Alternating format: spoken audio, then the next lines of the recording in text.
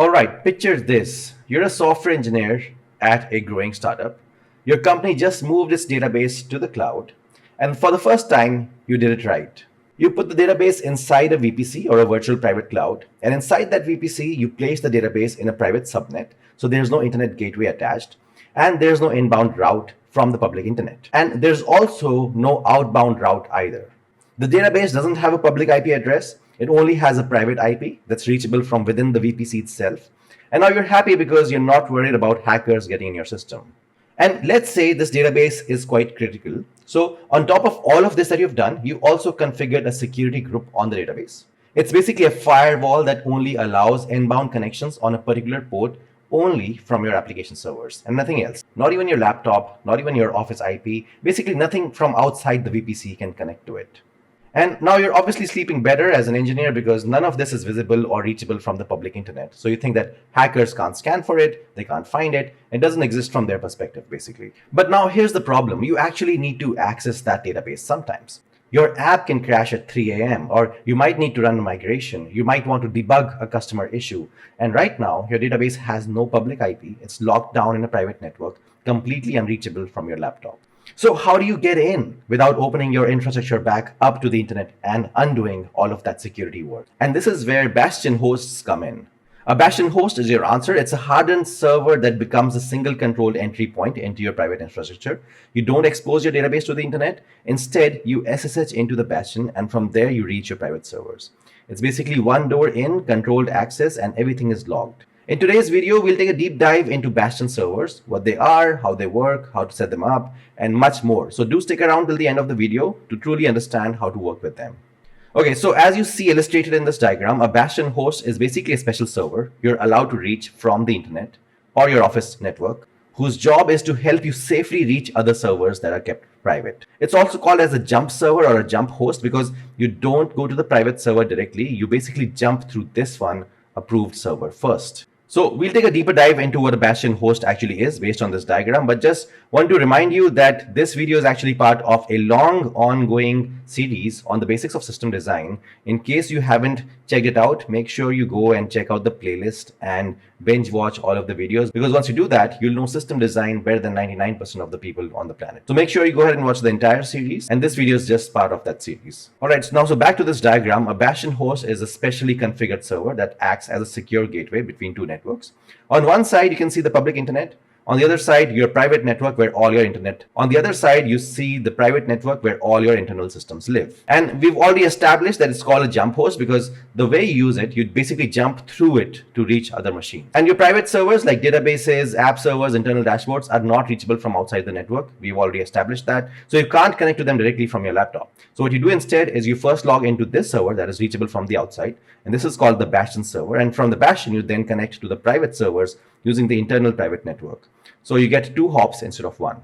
So what we have to remember here is a Bastion server is different from a normal server in a few important ways. It has a public IP address, so authorized users can actually reach it. It runs only essential remote access services, typically SSH for Linux, RDP for Windows. It uses strong authentication, usually like a public key auth combined with MFA. Every session is logged in detail and has strict firewall rules controlling exactly what it can talk to on the inside. And the result is quite interesting because every admin connection into your infrastructure goes through one control point. So that means you only have one place to monitor, one place to enforce access control, and one place to audit. That's it. So let's try and understand why you would actually need a Bastion host in the first place. So now let's try and understand why you would actually need a Bastion host in the first place. In most modern infrastructures, the sensitive resources like production databases, internal dashboards, app servers, all live inside a private network. They don't have public IPs. They can't be reached from the internet. They sit behind strict firewall rules. And we've already established all that, but engineers still need to reach them. They need to debug production issues, run migrations, check logs, and so on. So the question becomes, how do we allow controlled access without making everything public? And as an engineer, your answer could be VPN. So that could be one of the options, VPN, right? So you connect your laptop into the private network, and now you can reach internal machines as if you were inside the network yourself. But the problem is VPNs work, and a lot of teams use them, but they have real downsides. Once you're connected, you usually get broad access to the whole internal network, which goes against least privilege. But the problem is that VPNs work, and a lot of teams use them, but they have real downsides. Once you're connected, you usually get broad access to the whole internal network, And this goes against the least privilege framework. They're harder to audit on a per session basis, and it's difficult to be granular about exactly which resources each person can reach. So this is why VPN might sound like the right answer, but it's not. And a Bastion host actually is the right answer for this. And the Bastion host, as opposed to a VPN, solves this problem very differently. So instead of a blanket connection to the whole network, which VPN provides you, Bastion host gives you only one tightly controlled doorway. You connect to the Bastion, and from there you reach only what you're authorized to access. That's it. And this single design choice gives you three big wins. First, your attack surface shrinks dramatically. One machine exposed to the internet, not 50. One target instead of many. And second, control becomes easier. One place to enforce your SSH keys, MFA, and IP law lists. Hardening one server is a tractable problem. Hardening 50 is not. And third, auditing becomes straightforward. One place to log who accessed what and when. So your private network stays invisible to the outside world, but access for the people who need it stays secure and controlled. Now, before we continue, I want to take a few seconds and go a bit off topic and tell you about the Algoroq cohort. It's a live cohort that I usually run with about 10 to 15 senior engineers in a cohort. And you might know that there are no cohorts that exist for senior engineers, which are engineers that already know the basics of architecture and system design and are wanting to build the next generation production systems in the post-AI world. So this program is 12 weeks. We cover topics like advanced system design, AI native system design, architecture for the post-AI world, and tips and tricks to using AI coding tools, but from a senior engineer perspective. Now, I'm planning the next cohort, which is actually my third cohort, around the mid or end of 2026. And all of this is on the algoroq.io website. So I want you to go through this website and all of the topics that are mentioned for each of the weeks. And if you like this, fill up the form that opens up when you click on the enroll button if you're interested. And then I'll check to see if you're a great fit, and then we'll set up a call with you. It's about $2,500 for the entire cohort, and I teach the cohort personally, and it's a great experience. But if you don't want access to the live cohort and you just want to access pre-recorded videos, you can check them out for $800. And once you fill up the form, you can also talk to any of the people who have attended the cohort previously and then decide if you want to go ahead or not. Okay, now let's talk about where Bastion hosts actually live in a real backend system. You'll find them in the infra layer, specifically in the networking and security setup. This isn't part of your application code. It's part of how your operations team accesses the infrastructure. Now, most backends are divided into two zones. The public zone is internet facing. And from a system design perspective, you need to know this. Your load balancer sits here, your CDN, your API gateway, sometimes your public servers, basically anything that needs to receive traffic from the outside world. Now, there's a high chance you haven't made this kind of an infrastructure before where you have a public and private zone. So this obviously is very important for you. And now the private zone in the backend is everything that should never be touched by the internet directly, like your application servers, databases, internal services, message queues like Kafka or RabbitMQ, cache servers like Redis. All of it is tucked away from public access. And now the question of where do we place the Bastion host? Basically, the Bastion host will sit at the edge between these two zones. It's placed in the public subnet, so you can reach it from the internet or from your office, but it also has network access into the private subnet, so it can connect inward to your private servers. And the thing to understand here is that your backend has actually two completely separate traffic paths. The first is the user traffic path. Users hit your load balancer, which routes them to your app servers, which talk to your database. And this is how your application serves real users, and it's governed by load balancers, API gateways, and firewall rules. The second is the admin access path. An engineer connects to the Bastion. From there, reaches the private servers. This is for operators doing maintenance, and it's governed by SSH keys, MFA, and audit logs. The Bastion only exists on the second path. It's not serving user traffic. It's not routing API requests. It's not balancing any load. It's purely part of the operations and access design, the door that your team uses to get in and do their work. Okay, now just for a deeper dive, let's go step by step of how Bastion hosts will work. So step 0 is that you have a private target, like let's say a database sitting inside a private subnet, which obviously doesn't have a public IP, and nothing on the internet can reach it directly. Then comes step 1. With your laptop, you connect to the Bastion. On Linux, that's typically SSH. On Windows, it could be RDP or SSH, depending on how the environment is set up. In step 2, the Bastion verifies who you are, usually with SSH keys, often backed by MFA. And what you're allowed to do from here is decided by server-side rules and IAM policies. Authentication tells the Bastion who you are. Authorization decides what you can touch. And step 3 is from the Bastion, you reach the private resources. Now, there are two common patterns here. There could be another SSH hop into the target or an SSH tunnel that forwards a local port through the Bastion to the resource. And in the diagram, you can see step 4, where the public internet only sees one connection, which is you with the Bastion. Everything beyond that rides on internal routes that the outside world cannot see or touch. Now, in case you're wondering about how do you set up a Bastion host, I want to talk about that as well. And there are 4 ways, and we'll go through each of them one by one. So here you spin up a small VM in a public subnet, and give it a public IP. That's your Bastion. You lock down incoming SSH, so only your office or VPN range can access it, not the whole internet. And you configure your private servers to accept traffic only from the Bastion. And then you harden the Bastion itself, like with SSH keys only, MFA on top, logging, and nothing else installed. And that's the foundation that we've been talking about, right? One door in and controlled access onward. Now, with this in place, the real question is, how do you actually use it? Because there are a few different patterns and they solve different problems. So let's start with the most basic one. So the first option is called the manual SSH jump.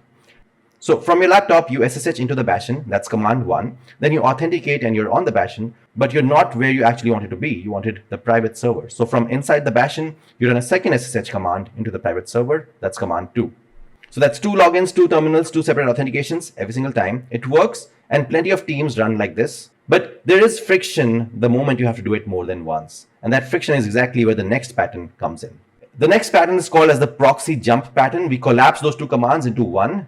So there's only one flag in SSH, and that manual part does not exist. So you just type this command, SSH-j user at Bastion, user at private host. So you authenticate once, you're on the private server, and behind the scenes, SSH is still hopping through the Bastion. So there's going to be same 2 connections, same security model, same logging. You just don't feel any of it. And so far, both of these patterns that we saw, the manual SSH and the proxy jump, they both assume that you want to live on the private server. You want to get a shell, run those commands, be inside the machine. But if you don't want to do that, there's another pattern, and that's what we'll talk about right now. And this pattern is called as the local port forwarding. And this comes in when you don't want a shell on the private server. You just want your local tools to reach something inside the private network, say like MySQL or Workbench on your laptop talking to a private database. And in that case, you don't want to install Workbench on the Bastion. That would be a really bad choice. So the use case is that you want to work on your laptop and you want to use your nice Workbench local GUI on your laptop. But that's actually connected to the private database hosted in the private network. But to you as the engineer, it'll feel like the database is actually on your laptop. And this whole use case can be made possible by local port forwarding. So when you run this SSH command that you see on the screen, your Workbench actually connects to localhost 3306 on your machine. But under the hood, the traffic tunnels through the Bastion to the private database, and the response flows back the same way. So the tool that you're working on has no idea that it's actually accessing remote resources in a private network. So with this pattern, a local port becomes a secure tunnel into a private network. And this actually unlocks the real productivity of a Bastion setup.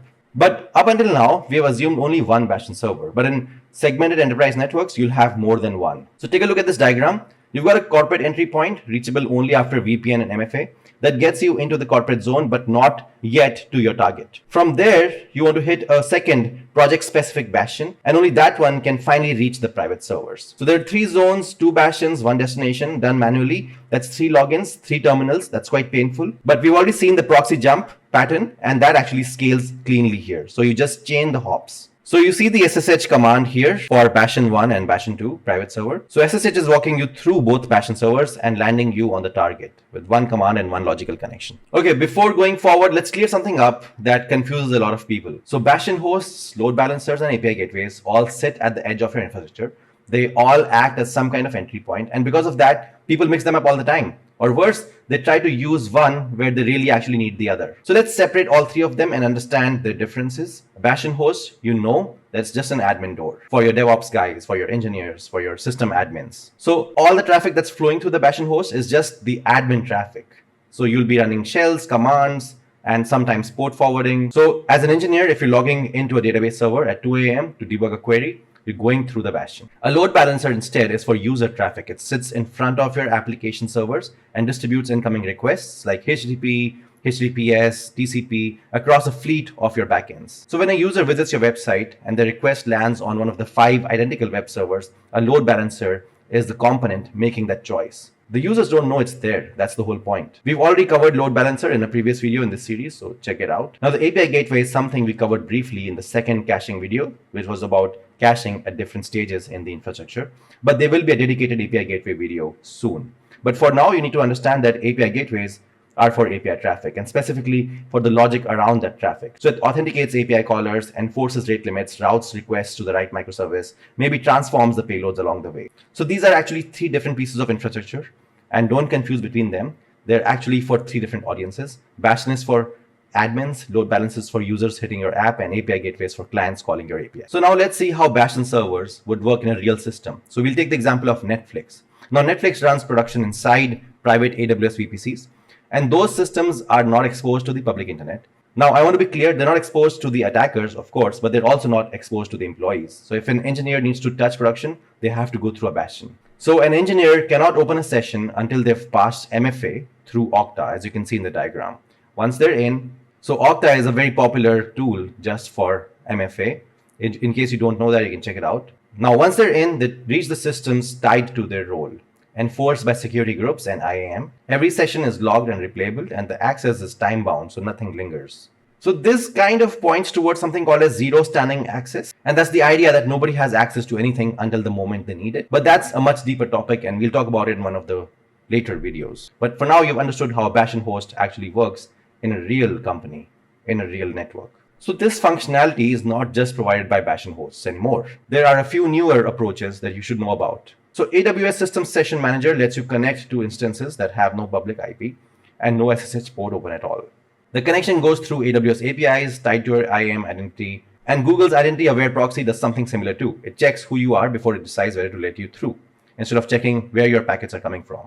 And then there are modern zero trust platforms like Teleport, which are built specifically to replace traditional Bastions. What ties all of these together is a shift in how access gets decided. The old model was you're on the right network, you're trusted. The new model is you have the right identity and policy, so you're trusted, and network location stops mattering. Alright, so we've learned quite a bit about Bastion servers and how they work and why they're important, but along with that, we also learned a lot about identity and access and networks. I hope you appreciate the time that I've taken to build these diagrams and to make these detailed videos. In case you haven't subscribed yet, I urge you to do the same, and make sure you share this with your friends who might need it, and don't forget to like and comment on this video. I'll see you in the next one.